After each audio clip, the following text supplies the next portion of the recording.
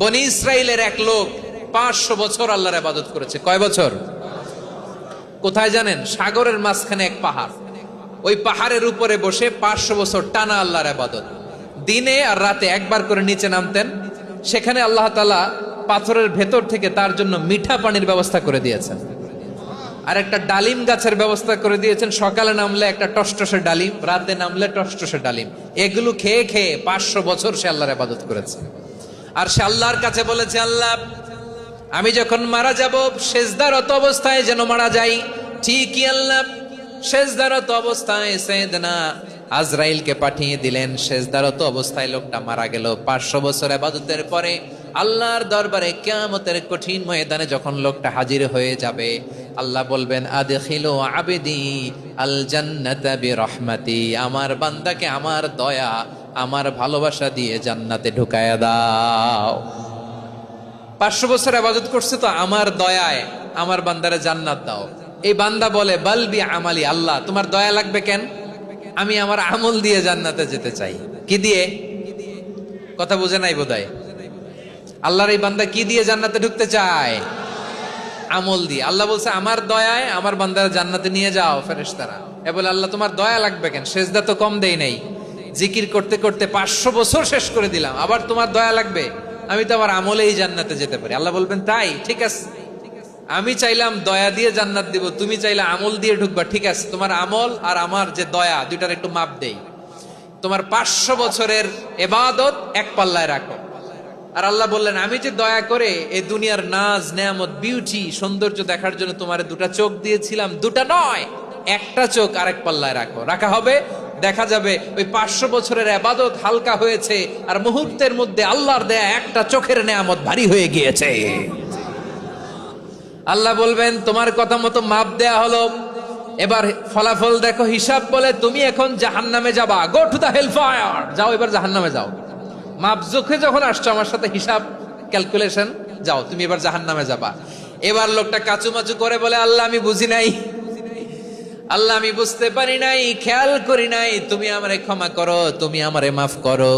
ও আল্লাহ, এবার আমি টের পেয়েছি, এবার আমি বুঝতে পেরেছি, তোমার দয়া ছাড়া দুনিয়ায় কেউ জান্নাতে যেতে পারবে না, কেউ পারবে না। আল্লাহ বললেন, ওরে গোলাম, তুই তো কিছুই ছিলি না, অস্তিত্বহীনতা থেকে তোরে অস্তিত্বে আনলো কে? ওই ছোট্ট শুক্রাণু থেকে মায়ের পেটে 9 মাস ধরে খাবার দিয়েছে কে? আবার সুস্থতার সাথে দুনিয়ার বুকে তোরে ডেলিভারির ব্যবস্থা করে দিল কে?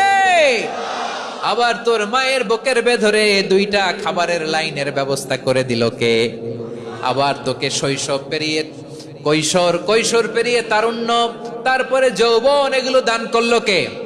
তার চেয়ে বড় কথা, পাহাড়ের মাঝখানে সাগরের মাঝখানে 500 বছর ইবাদত করার শক্তি তোর গায়ে দিয়েছে কে? এই সাগরের মধ্যে লোনা পানি, লবণের পানি মুখে দেয়া যায় না, সেখান থেকে আমি পাহাড়ের ভেতর থেকে মিঠা পানির ব্যবস্থা করে দিলাম। ওই জায়গায় তোরে রিজিকের বন্দোবস্ত করলো কে? সকাল বিকাল 2 বেলা টসটসে ডালিম খাওয়ার ব্যবস্থা করে দিল কে? তোর আবদার ছিল, আল্লাহ আপনি আমার সেজদারত অবস্থায় রুহু কবজ করবেন, তোর শেষ আবদারটাও পূরণ করেছে কে? ও গোলাম, আমার রহমতের তুলনায়, আমার নেয়ামতের তুলনায় তোর 500 বছরের ইবাদতের কোনো ওজনই হবে না। গোটা বিশ্বের কেউ কোনোদিন আমার জান্নাতে ঢুকতে পারবে না আমি আল্লাহর দয়া ছাড়া। হুয়ার রহমানুর রহিম, তিনি দয়াময়, তিনি মেহেরবান। জিব্রাইল আলাইহিস সালাম বিশ্বনবীর এই লম্বা হাদিসটা যখন শোনালেন, আমি যা যা বলছি এটা বিশাল এক হাদিসের অনুবাদ। বললেন, ইয়া মুহাম্মদ, এই দুনিয়ার সবটাই চলে আল্লাহর রহমত দিয়ে। হাদিসের শেষ কথা, সব চলে আল্লাহর কি দিয়ে? তখন বিশ্বনবী সাহাবাদের বললেন, ও সাহাবারা শোনো, আল্লাহর জান্নাতে কেউ কোনোদিন প্রবেশ করতে পারবে না তার রহমত ছাড়া। সাহাবারা বললেন, ইয়া রাসূলুল্লাহ, আপনিও না?